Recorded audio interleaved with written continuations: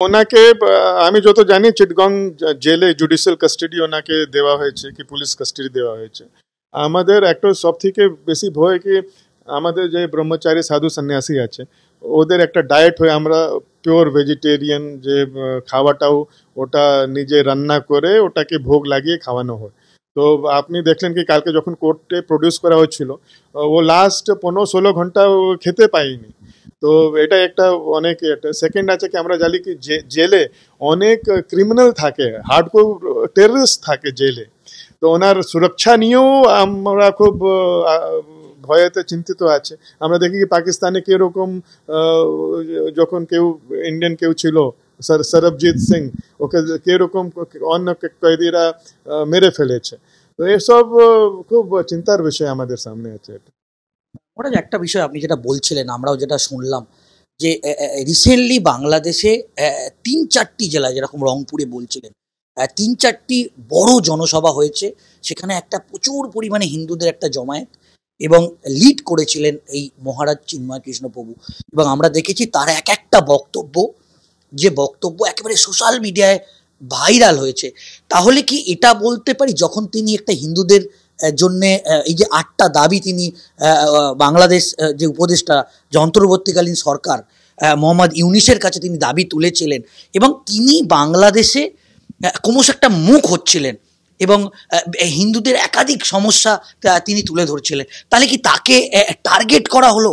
বা এইভাবে তিনি এই যে এত জনপ্রিয়তা, এত মানুষের সাড়া পাচ্ছিলেন, সেজন্যই কি তাকে টার্গেট করা হলো?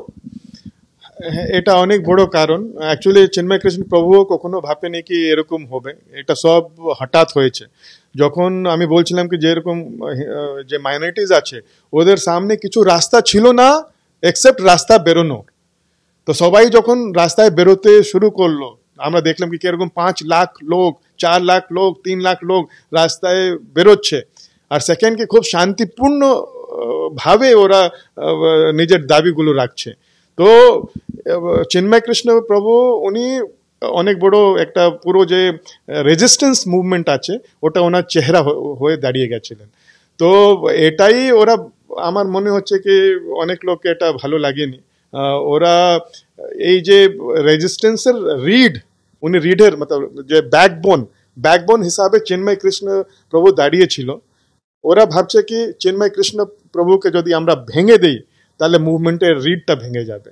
তো এটা খুব দুঃখের কথা কি এত মানুষ, প্রায় 3 কোটি মাইনরিটিস এখনো বাংলাদেশে আছে। ওরা নিজের প্রাণ রক্ষা, নিজের নারীর রক্ষা, নিজের সম্পত্তি রক্ষার জন্য খালি এটাই করছে। ওদেরকে কিছু এক্সট্রা জিনিস লাগবে না, খালি এতই অধিকার চাই কি আমাদের নারী প্রোটেকশন হয়, আমার বাড়ি সুরক্ষিত থাকে, আমাদের মন্দির সুরক্ষিত থাকে। কিন্তু যদি এটাও ওখানকার প্রশাসনকে এটাও মতলব কি বলবো, আমি তো আমার পাশে কিছু ওয়ার্ড নেই, আমি কি বলবো, এরকম হচ্ছে, এটা খুব দুঃখনীয়। বাংলাদেশের যে অন্তর্বর্তীকালীন সরকার যখন গঠন হলো, তখন ডক্টর মোহাম্মদ ইউনিস যে প্রধান উপদেষ্টা, তিনি একেবারে স্পষ্ট বলেছিলেন যে বাংলাদেশের সংখ্যালঘুদের রক্ষা করবে এই উপদেষ্টাকালীন অন্তর্বর্তীকালীন সরকার, এবং সংখ্যালঘু হিন্দুদের একটা সুরক্ষা দেবে। কিন্তু এখানে যেটা দেখা গেল, যেভাবে বাংলাদেশে গণ্ডগোল ছড়াচ্ছে, একেবারে বারুদের স্তূপের মতো ছড়াচ্ছে, আপনিও বলছিলেন এটা খুব চিন্তাজনক বিষয়। এবং আপনি যেটা বলছিলেন, ভারতের বিদেশ মন্ত্রকের তরফ থেকে ইতিমধ্যেই এটা একটা গভীর চিন্তা প্রকাশ করে একটা বিজ্ঞপ্তি জারি করা হয়েছে। যদি আগামী দিনে কোনো সঠিক পদক্ষেপ এই বাংলাদেশ সরকারের পক্ষ থেকে না নেওয়া হয়, তাহলে এই পরিস্থিতি তো, যা আপনার কাছে যা খবর আসছে, যে ভয়ঙ্কর ভিডিও যেগুলো আসছে, মোহর ফোন আসছে, এটা তো খুব একটা চিন্তার বিষয়। এটা নিয়ে আগামী দিনে আপনাদের পরবর্তী পদক্ষেপ কি হবে? অ্যাকচুয়ালি আমরা সিরিয়াসলি আমি বলছি কি আমি কিছু এন্ড অফ দ্য টানেলে কিছু প্রকাশ দেখতে পারছি না কি হবে, কি রকম হবে। কেন কি আমরা দেখেছি কি বাংলাদেশে 30% এক সময় হিন্দু ছিল, এখন ওটা ঘটে 7% হয়ে গেছে। আর তো স্থিতি খারাপ থেকে খারাপ দিকেই যাচ্ছে। এটা কি হবে, এটা পুরো ওয়ার্ল্ডকে এটা ভাবতে হবে। এটা একটা ধর্মীয় সংগঠন এটা কিছু আমরা বলতে পারবো না। কেন কি আপনারা জানেন কি আমরা কিছু না বলেও আমরা টেররিস্ট অর্গানাইজেশন হয়ে গেছি বাংলাদেশে। তো আমরা মুখ খুললেই অ্যাকচুয়ালি আমাদের অনেক ভক্তকে ওখানে হুমকি দেওয়া হচ্ছে। তো this is too for the world, মতলব যে ওয়ার্ল্ড লিডার আছেন যারা পুরো অনেক অনেক দেশ আছে পাওয়ারফুল, তো অনেক কিছু করা যায়। তো ওদেরকে দেখতে হবে কি 3 কোটি মানুষ এত সংকটে আছে, অনেক কিছু করা যায় যদি উইল থাকবে, যদি পুরো ওয়ার্ল্ড কমিউনিটি ইউনাইট হবে। তো বাংলাদেশ গভর্নমেন্টকে ওরা যদি ঠিক করে বলবে তাহলে আমরা আশা করি কি ওখানকার মাইনরিটিসদের প্রোটেকশন হবে। আমরা কালকে বিরোধী দলনেতা শুভেন্দু অধিকারী সমস্ত বিজেপি বিধায়কদের নিয়ে বিধানসভার বাইরে দফায় দফায় বিক্ষোভ দেখিয়েছেন এই ইস্যুতে, এবং আজকে দুপুর 3টের সময় বিজেপির সমস্ত বিধায়ক এবং শুভেন্দু অধিকারীর নেতৃত্বে বাংলাদেশের ডেপুটি হাই কমিশনের যে অফিস আছে সেটা ঘেরাওয়ের ডাক দেওয়া হয়েছে।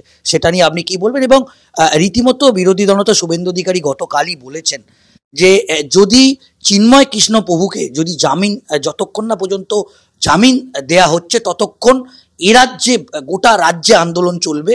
আমরা দেখলাম কালকে বেহালায় মশাল মিছিল হয়েছে এবং আজকের এই Bangladesh deputy high commission office ঘেরাও আছে, সেটা নিয়ে আপনি কি বলবেন?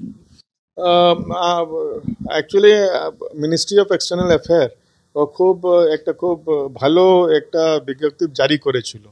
তো ওর যখন দুপুরবেলা ও স্টেটমেন্টটা দেয় গভর্নমেন্ট অফ ইন্ডিয়া, তো আমরা অনেক আশাতে ছিলাম কি এখন কিছু মনে হবে, ইউনিস গভর্নমেন্ট উনি অ্যাক্ট করবেন ওর উপরে। কিন্তু রাত্রি হতে হতে যে ওদের রিপ্লাইটা আসলো ওটা খুব শকিং। এখন যখন আমরা ইন্টারিম গভর্নমেন্ট থেকেই এরকম রিপ্লাই পাচ্ছি, তো এমবেসি এখানকার কনসুলেট কি করতে পারে, ওদের কি অধিকার আছে, এটা তো আমি অ্যাকচুয়ালি আমি নিজে অনেক কনফিউজড হয়ে রয়েছি। আমাকে সত্যি আমি টানেলের শেষে আমি লাইট দেখতে পারছি না। আমরা যখন আপনাদের ইসকন মন্দিরে আসছিলাম দেখছি যে অনেক ভক্ত যারা এসে বলছেন যে তারা বাংলাদেশ থেকে এখানে এসছেন এবং তারা থাকার জন্যও এখানে আবেদন জানাচ্ছে। তো এই মুহূর্তে দেখছি যে অনেক হিন্দুরা তারা কিন্তু বাংলাদেশ ছেড়ে তারা কলকাতায় আসছে। এই দেখুন আপনাদের এই মুহূর্তে ইসকনের যা পরিকাঠামো, যদি প্রচুর পরিমাণে হিন্দুরা এখানে আসে তো আপনাদের পক্ষে তো সবাইকে জায়গা দেয়া সেই পরিকাঠামো তো আপনাদের এখানে নেই। তাহলে কি আগামী দিনে যদি প্রয়োজন হয় এই বিষয়ে আপনি মুখ্যমন্ত্রী মমতা বন্দ্যোপাধ্যায়ের সঙ্গে সরাসরি কথা বলবেন? অফকোর্স অ্যাকচুয়ালি এটা অনেক বড় বিষয় আছে। এটা অনেক মানুষের লাইফের ব্যাপার আছে। এত বড় হিউম্যান যদি